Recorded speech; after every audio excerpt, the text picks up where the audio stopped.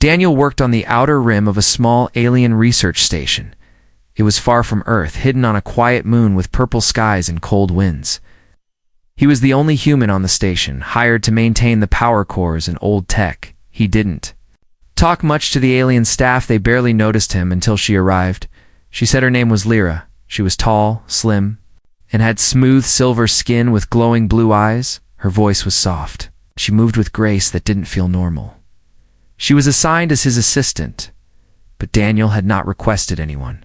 Still, she showed up every day, watching him closely, asking questions about human food, sleep, emotions, and mating. Daniel laughed nervously when she first asked if human males liked to be touched while working. He thought it was just alien curiosity, but Lyra wasn't like the others. She brought him meals, sat too close, and once even held his hand without reason. There was something warm in her eyes, something human. One night, the sky above the moon cracked with thunder. An electric storm kept everyone inside. The station was quiet, and Daniel stayed in the tech bay. Fixing a broken circuit, Lyra came in silently, her expression serious. She closed the door and locked it, then walked to him. Her silver skin shimmered in the dim light. "I need to tell you something," she whispered. Daniel looked up, surprised by her tone. She didn't sound like the curious assistant anymore. She sounded afraid. "I'm not what you think I am," she said. "I'm not a normal alien." Daniel frowned. "What do you mean?" Lyra placed her hand on her belly. "I'm a clone." Daniel stared, confused. She took a deep breath, her eyes glowing brighter. "I am the genetic copy of the alien queen," she said. "She made me to test something." "Test what?" "If human males can bond with her kind? If your species is compatible for reproduction?" His heart skipped. "You mean this was a test?" She nodded slowly. "I chose you, Daniel, because you were kind, gentle. It's different from the others." Daniel stood in silence, his thoughts racing. He remembered the strange closeness, the soft touches, her careful studies of him. It wasn't random. It was all part of a mission. "I am pregnant," she said. "With your child." Daniel took a step back, shocked. "You're serious?" Lyra looked down, her voice trembling. "Yes, and now she knows." "Who knows?" "The queen," Lyra whispered. She felt it, across the hive mind. "She knows the experiment worked." Daniel felt cold. He was just a technician, not a soldier, not a diplomat. Why him? Why was this happening? "I didn't plan to fall for you," Lyra said quietly, "but I did."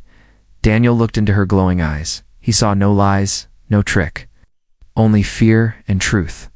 A sudden alarm echoed through the station. Red lights flashed, and a deep hum shook the floor.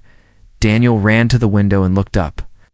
His breath caught. A massive ship, bigger than any he had ever seen, was entering the atmosphere. It was shaped like a flower made of metal, unfolding above the moon.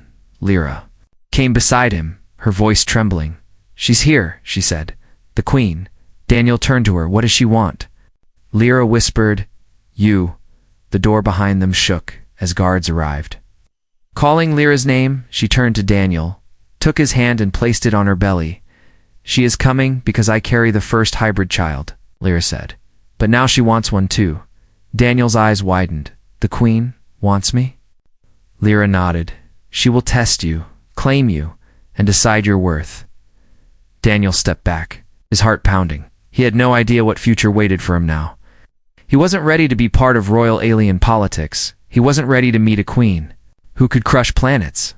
And yet, he had already changed everything. With one choice, one moment, he had triggered something no human ever had. The door opened slowly, and royal guards stepped inside. Behind them, a tall shadow moved fierce. Elegant, and watching only him, Lyra whispered, "Be brave, Daniel, because this is only the beginning."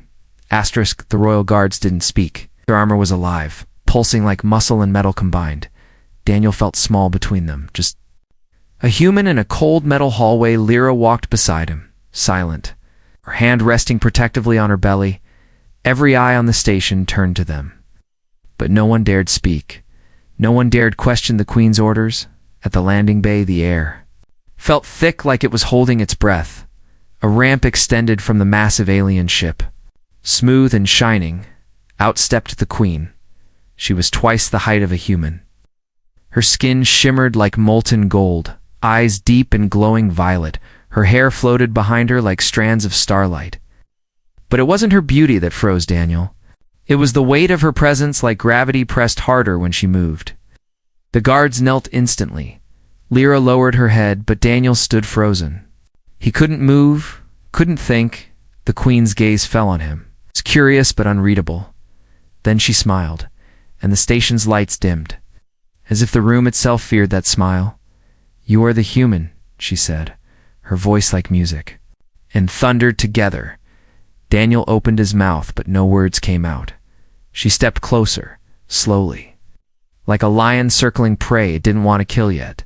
"I felt it," she continued. "My clone's womb carrying your seed." Lyra looked down, tense. Daniel finally found his voice. "I didn't know. I didn't plan this." The queen raised a hand, and silence followed. "I do not punish success," she said. "I study it." She circled Daniel once, inspecting him like a rare creature. "You are ordinary," she said calmly, yet somehow, "you changed the impossible." Daniel swallowed hard. "What happens now?" The queen's smile returned, but it was colder this time now. "I decide if you are worthy of me," she said, "worthy of royal bonding." The words hit Daniel like a shock. He looked at Lyra, who didn't speak, only looked away. "She passed the first trial," the queen added. "You bonded with her, planted life, touched her mind. But I am not a clone." Daniel's knees nearly buckled. "You want to test me?" he asked. The queen nodded. "I want to experience you." Gasps echoed around them. Even the guards stiffened. It was rare for the queen to bond, even rarer to ask. But this wasn't just about pleasure or science. This was about power, about the future of the royal line. "If I refuse?" Daniel asked. "You die," the queen said, "but not cruelly, just as a fact. If I accept." "You may live," she replied, "and change the galaxy." Before he could speak again, she turned. Walking back up the ramp, her voice echoed behind her. "Follow, if you wish to survive." Daniel stood frozen, heart racing. Lyra touched his arm, her voice soft and full of fear. "She doesn't just want a child," she whispered. "She wants control." Daniel looked at her. "What do I do?" Lyra's eyes softened. "Be yourself." He turned to the ramp, breathing deep. He wasn't a warrior, not a genius, just a man who once fixed broken machines. Now he was walking into a royal ship, toward a queen who wanted his body and maybe his soul. Inside the ship, it was alive. The walls pulsed like veins. Lights flickered like stars caught in glass.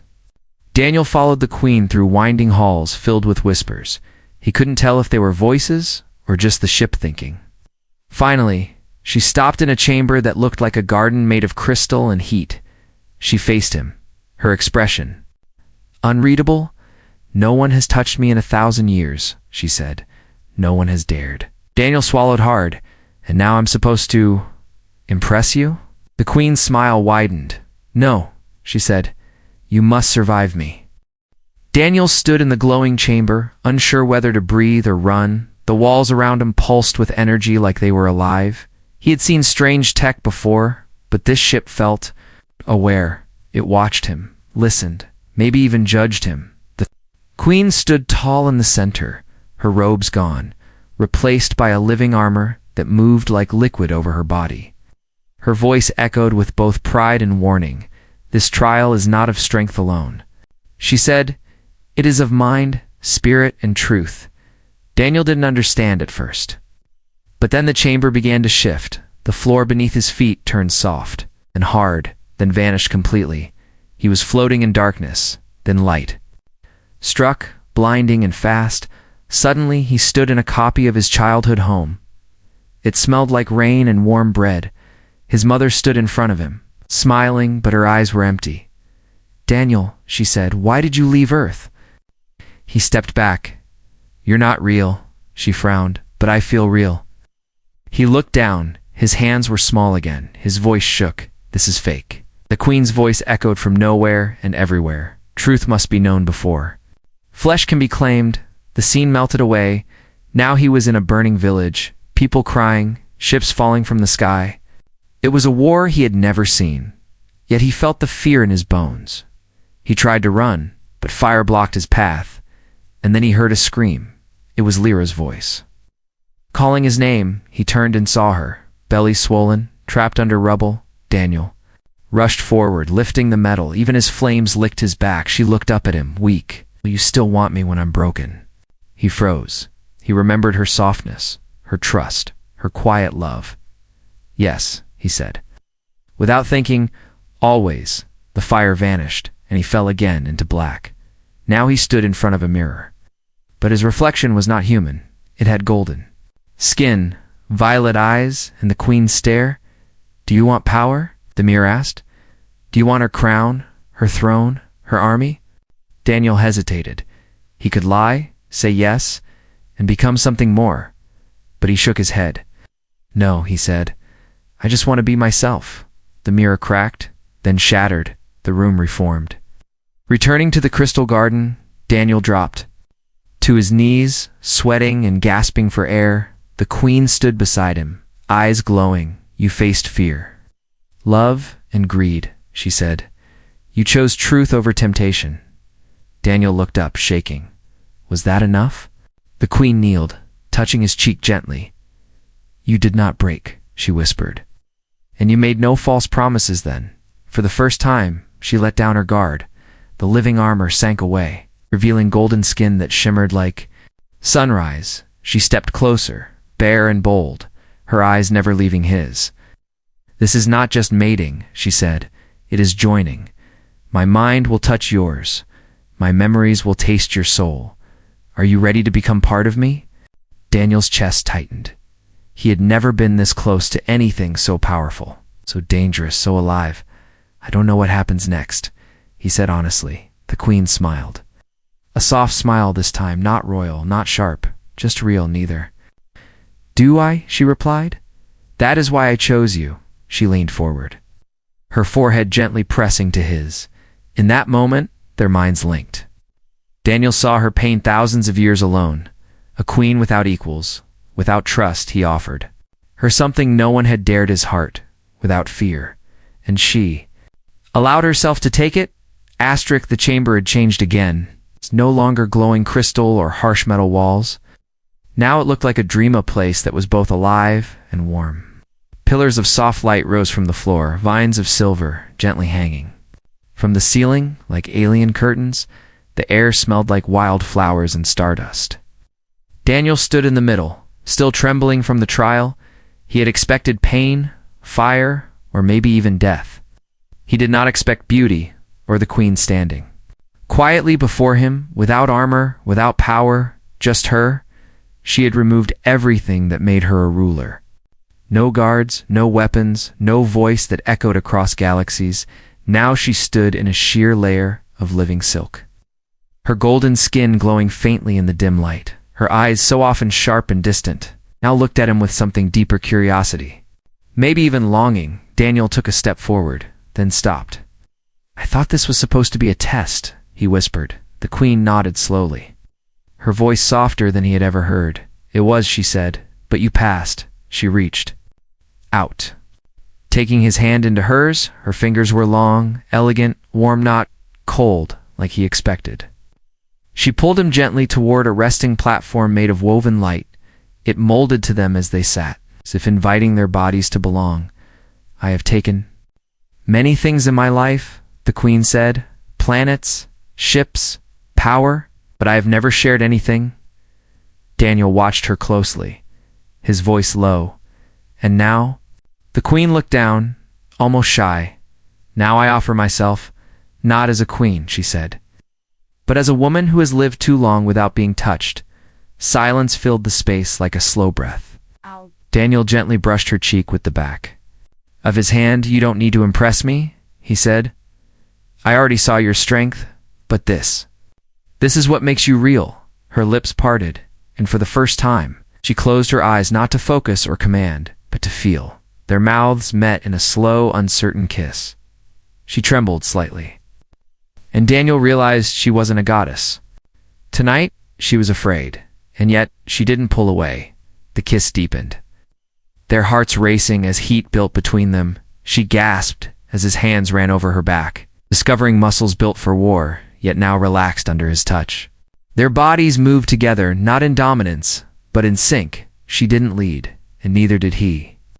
They just followed something ancient, something honest. It wasn't about mating for genetics or proving a hybrid could be born. It was about connection. At one point, she whispered his name softly, almost broken. No one had ever heard her speak like that, and when she called it again, Daniel held her tighter. Not as a prize, but as a partner. Their minds brushed again, but this time, it was gentle, his memories mixed with hers like quiet waves. He saw her first sunrise as a young queen. She saw his old home on earth, a memory of laughter and dirt and simple peace. They lay together afterward, her body resting half across his chest. The soft hum of the ship around them slowed, almost as if it too was calm now. She breathed deeply, her voice barely audible. "I never thought it would be like this," she said. Daniel smiled, his hand stroking her hair. "Neither did I. For a moment, there was no war, no throne, no future to worry about. Just the sound of her heart next to his, and the feeling that maybe, just maybe, something beautiful had started in the most unexpected way. Then a pulse echoed through the floor. Not an alarm but life. The queen blinked, then placed a hand on her stomach. A soft light glowed under her skin, and her eyes widened. "It happened," she whispered. Daniel looked at her, shocked. "You mean already?" She nodded slowly, her lips trembling. "Our bond was real," she said. "I carry your child." The queen stood before the hive council, bare of her armor, but wrapped in a new kind of power. A glow pulsed under her skin, quiet but unmistakable. The council of noble broodstall. Ancient beings wrapped in ceremonial bonecloth watched. In silence, all eyes focused on her womb. The air was already forming, and it was half human. "This cannot be," hissed Lord Victal, "the oldest of the royal bloodlines. Our DNA must remain pure." "She carries contamination," spat another. "He is not even bonded to our caste," but the queen didn't flinch. Her voice was calm, yet it held the cold sharpness of a blade drawn in court. "He is more than worthy," she said. "He completed the trial. He gave life where centuries of breeding failed." Behind her, Daniel stood quietly, wearing a simple robe stitched by Lyra's own hands. He didn't look royal. He didn't feel royal. But the child growing in the queen's womb had changed everything. The hive was now torn. Half believed this was evolution, new strength born of hybrid blood. The other half saw it as heresy. Whispers of rebellion drifted like cold smoke through the palace corridors. Lyra sat in her private chamber, her own belly full, her mind anxious. Two children now carried human blood. Two unborn lives at the center of a storm that could shake galaxies. Daniel entered, and she looked up, worry in her eyes. "They're going to fight," she said. He nodded. "I heard. The nobles don't want a half-human sitting on the throne. They say it weakens the legacy, but they forget," Daniel replied. "It was their legacy that failed for generations. They needed a change just then." The lights above flickered, and a soft growl echoed in the walls. The queen entered. Surrounded by her elite guards, silent shadows made of flesh and metal. She walked to Lyra and placed a hand on her stomach gently, then turned to Daniel. "The council threatens war," she said, "but they won't act until the moons align in 2 cycles. That gives us time to prepare." Daniel blinked. "Prepare for what?" She looked him dead in the eyes. "To lead that night." News spread across the empire. Some planets celebrated with fireworks and song.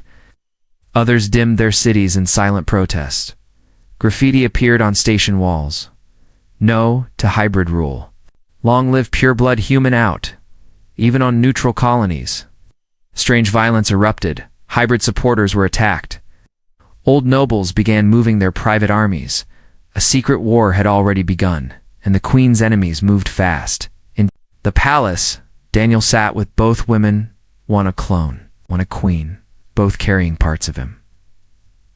"I never asked for this," he said quietly. "I know." Lyra whispered. But now they need you. I don't even know what I am to them, he said. A tool, a scandal, or a savior. The queen reached over and took his hand firmly. To me, you are the bridge, she said, between what we were and what we must become at that moment. A hologram blinked on in front of them. A rebel ship had broken the palace border. Alarms wailed. Guards scrambled, but the queen remained still, her voice a whisper. They want the children. Daniel stood, heart pounding. Lyra backed away, shielding her belly. The queen summoned her elite warriors. No one touches them. She said, not while I breathe. She handed Daniel a glowing ring. What is this? He asked. Proof, she said. It links you to Mitt, marks you as my chosen. Wear it, and the hive must obey, as the doors burst open and battle cries rang out.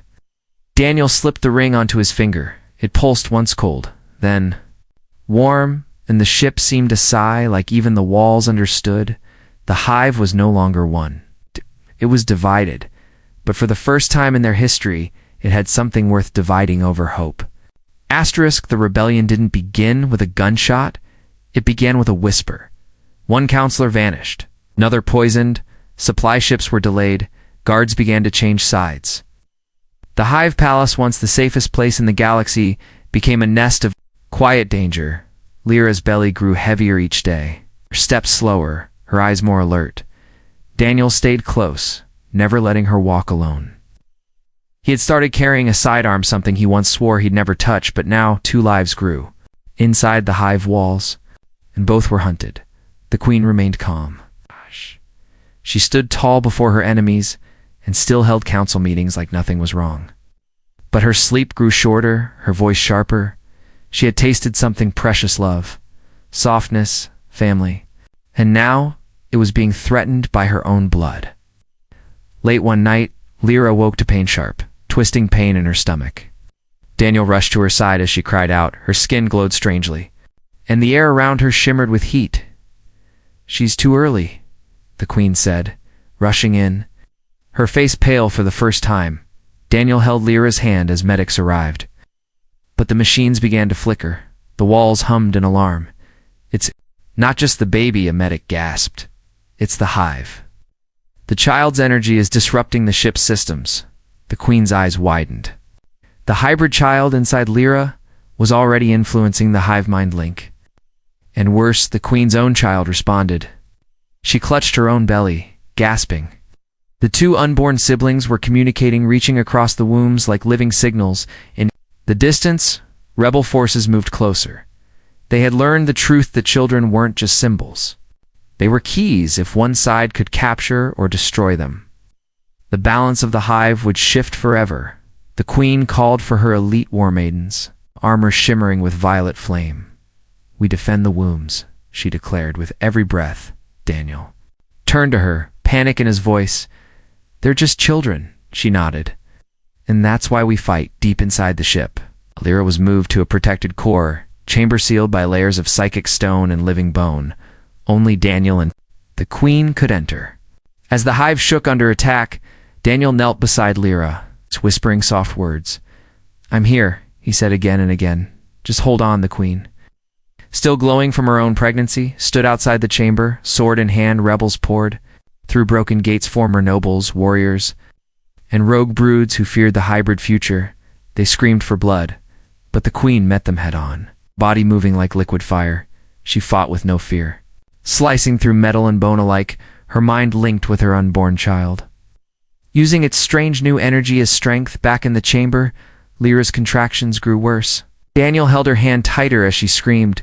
A strange pulse filled the air. Her baby was almost here, and the hive's walls began to glow. Suddenly Lyra stopped, her breath catching from inside her. The baby released a wave of light, gentle, golden, and pure. Every rebel in the hive stopped moving. Even the queen paused mid-strike. Her enemies fell to their knees, dropping weapons, eyes wide with confusion and peace. What is this? Whispered one rebel. The queen smiled softly. It's not just a child, she said. It's change.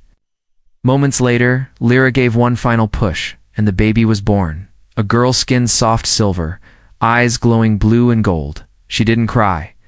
She looked around the chamber and blinked. then reached for Daniel. He held her carefully. Stunned, she felt warm light. Right. The queen entered the room slowly, her body covered in blood and light, but her eyes were calm. She touched the baby's head and whispered, "She will lead. One day, not with war, but with wonder." And then her own child kicked hard.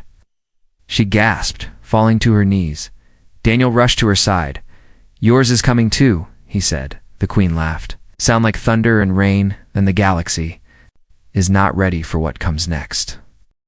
7 years passed. The stars above the hive world no longer flickered with warships, no more rebel fleets, no more sirens, no more screams. Where once walls bled and halls echoed with betrayal, now children laughed, 2 children, born from the same human father, one from the queen, one from her clone, both raised side by side, sisters by blood, heirs by birth, and symbols of something never seen before. The older sister, Lissa, had her mother Lyra's soft silver skin and human eyes. She was calm, clever, and curious about everything. She preferred machines over crowns. She would sneak into Daniel's workshop and dismantle tools just to rebuild them better. The younger Orlin was the queen's daughter, taller already, with golden skin and glowing violet veins. She walked like royalty even at age 6. She never bowed, but smiled like she knew people would. Together, they were unstoppable in the Hive Empire. Changed Daniel, once a nobody technician, was now known as the Seed of Unity. Not because of what he had done, but because of what he refused to do. He never chose between the queen and her clone. He never demanded a crown or a title. He only gave them love, protection, and time. That was something even the council could not defeat. Even those who once called for blood now watched the 2 daughters grow and could not help but bow. In the grand hall, the queen sat on her throne of living crystal. Lyra stood beside her, no longer a clone in shadow, but a royal consort with her own crest. And Daniel, dressed in plain robes, as always, knelt between them, helping Orlin learn to speak in both human and hive tongue. One noble dared to ask in private, "How can one human lead with 2 mothers at his side?" The queen smiled slowly. "He does not lead us," she said. "He anchors us." A new council was formed, half alien, half hybrid, one human voice always present. Daniel never raised his tone, but when he spoke, the chamber listened, because his words came without desire for power, only peace, and beyond the hive. The galaxy watched in silence. Old enemies stayed away, not out of fear of war, but confusion. How had this empire, once brutal, cold, and pure-blooded, become a place where humans sat beside queens, where children born of mixed blood were protected by armies, where laughter echoed louder than war drums? It all came from a broken ship. It's an accident, a technician, a clone's choice. And now, as Lissa helped a wounded alien boy in the courtyard, as Orlin scolded 2 royal guards for standing crooked, as the queen and Lyra shared tea and stories about Earth, Daniel stood under the stars, holding both daughters close. "You know," he whispered, "once I was afraid of all this." Lissa smiled. "Afraid of being a father?" Orlin rolled her eyes. "Afraid of Mom, probably." Daniel laughed. "Both, but now?" He looked out at the night sky. No ships, no warnings, just peace. "Now, I think I was always meant to be here, inside the queen's chambers." A mural was painted by hive artists. It showed the queen standing tall, Lyra by her side, and a human in between. Below them were 2 daughters, wings of light rising from their backs. And at the bottom, in golden letters in both languages, a message read, "From flesh came fire, from love came peace, from unity came the future." The bloodline was no longer pure. It was better, it was whole, it was new, and the galaxy would never be the same again.